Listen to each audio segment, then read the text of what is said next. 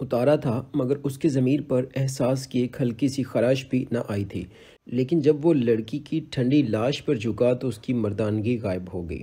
افسانہ ٹھنڈا گوشت کے بطن میں جو کچھ بھی ہے، ظاہر ہے کہ فوش نہیں۔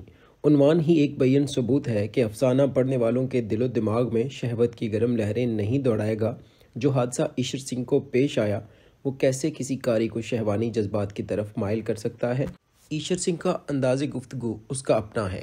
ہزاروں آدمی عام روزمرہ کی زندگی میں وہ الفاظ استعمال کرتے ہیں جو مصنف نے اس کے منہ سے کہلوائے ہیں۔ اس کی حرکات غیر فطری نہیں۔ اسی طرح کلوند کور کے متعلق کہا جا سکتا ہے۔ استغاثے کے فاضل وکیل نے خاص طور پر اس بات پر زور دیا کہ ایشر سنگھ کے مکالموں میں گالیاں استعمال کی گئی ہیں۔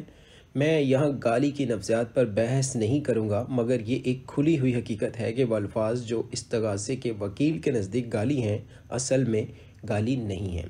میں یہاں گالی کی ایک دو مثالیں پیش کرتا ہوں۔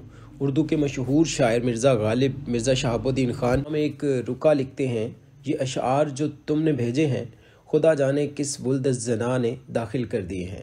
اگر یہ شعر متن میں پائے بھی جائیں تو یوں سمجھنا کسی ملعون زن جلب نے اصل کلام کو چھیل کر یہ خرافات لکھ دیے ہیں۔ مرزا شہاب الدین کے نام ایک اور خط میں ارشاد ہوتا ہے: میاں وہ قاضی مسخرہ تو چوتیا ہے۔ گالی کے یہ نمونے تو ہو گئے، لیکن اگر کوئی شخص گفتگو کے دوران میں یہ کہے میں بھی عجب چوتیا ہوں کہ آپ یہاں اور میں آپ کو لاہور ڈھونڈ رہا ہوں، تو ظاہر ہے لفظ چوتیا گالی نہیں۔ سالہ ہمارے یہاں بہت بڑی گالی متصور کی جاتی ہے، لیکن بمبئی میں لفظ سالہ کوئی اہمیت نہیں رکھتا۔ عام گفتگو میں آپ کو وہاں کئی فقرے سننے میں آئیں گے، جیسا کہ ہمارا باپ سالہ بڑا اچھا آدمی تھا، سالہ ہم سے مسٹیک ہو گیا، سالہ کیسی بات کرتا ہے۔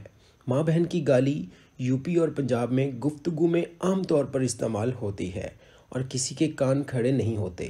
خاص گالی اکثر لوگوں کا تکیہ کلام بن جاتی ہے۔ ایشر سنگھ بھی چند گالیوں کو تکیہ کلام کے طور پر ہی استعمال کرتا ہے۔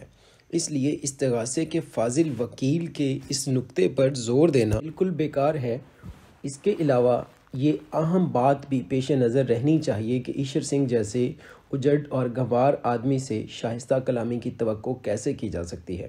اس کے منہ میں اگر مصنف نے مہذب اور شائستہ الفاظ ڈالے ہوتے تو افسانے میں حقیقت نگاری کا خاتمہ ہو جاتا، بلکہ میں تو یوں کہوں گا کہ افسانہ ایک نہایت ہی بھونڈی شکل اختیار کر لیتا اور آرٹ کی سطح سے بہت ہی نیچے خرافات کے کھڈ میں جا گرتا۔ سوال ہے جو چیز جیسی ہے اسے منوعاً کیوں نہ پیش کیا جائے؟ ٹاٹ کو اطلس کیوں بنایا جائے؟ غلاظت کے ڈھیر کو عود و عنبر کے انبار میں کیوں تبدیل کیا جائے؟ حقیقت سے انحراف کیا ہمیں بہتر انسان بننے میں ممد و معاون ثابت ہو سکتا ہے؟ ہرگز نہیں۔ پھر ایشر سنگھ کے کردار اور اس کی گفتار پر اعتراض کیا معنی رکھتا ہے؟ ایشر سنگھ گندا ذہن سہی، افسانے کا موضوع گھناؤنا سہی، لیکن کیا اس کو پڑھنے کے بعد ہمیں انسانیت کی وہ رمق دکھائی نہیں دیتی جو ایشر سنگھ کے سیاہ قلب میں خود اس کا مکروہ فعل پیدا کرتا ہے؟ اور یہ ایک صحت مند چیز ہے کہ اس افسانے کا مصنف انسانوں اور انسانیت سے مایوس نہیں ہوا۔ اگر مصنف نے ایشر سنگھ کے دل و دماغ پر نفسیاتی رد عمل پیدا نہ کیا ہوتا تو یقیناً ٹھنڈا گوشت ایک نہایت ہی محمل سی چیز ہوتی۔ مجھے افسوس ہے کہ وہ تحریر جو انسانوں کو بتاتی ہے کہ وہ انسان سے حیوان بن کر بھی انسانیت سے علیحدہ نہیں ہو سکتے، فحش اور شہوت ابھارنے والی سمجھی جا رہی ہے۔ اور یہ لطیفہ ہے کہ افسانے میں ایک انسان کو اس کی رہی سہی انسانیت ایک بہت بڑی سزا دیتی ہے۔ یہ قابل غور بات ہے کہ ایشر سنگھ کو اپنی چری ہوئی گردن کا بالکل احساس نہیں تھا۔ اس کو آخری سانس تک صرف ایک ہی بات ستاتی رہی کہ وہ ایک ٹھنڈی لاش سے زنا کرنے والا تھا۔ فرانس میں مشہور ناول نگار فلائبر کی تصنیف مادام بوواری پر فحاشی کے الزام میں مقدمہ چلا تو وکیل صفائی موسیو سینار نے فاضلانہ بحث کے دوران میں کہا: حضرات، یہ کتاب جو بقول استغاثہ شہوانی جذبات کو بھڑکاتی ہے، موسیو فلابیر کے وسیع مطالعے اور غور و فکر کا نتیجہ ہے۔ اس نے اپنی توجہ متین فطرت کی وساطت سے ایسے ہی متین اور ملول مضامین کی طرف منعطف کی ہے۔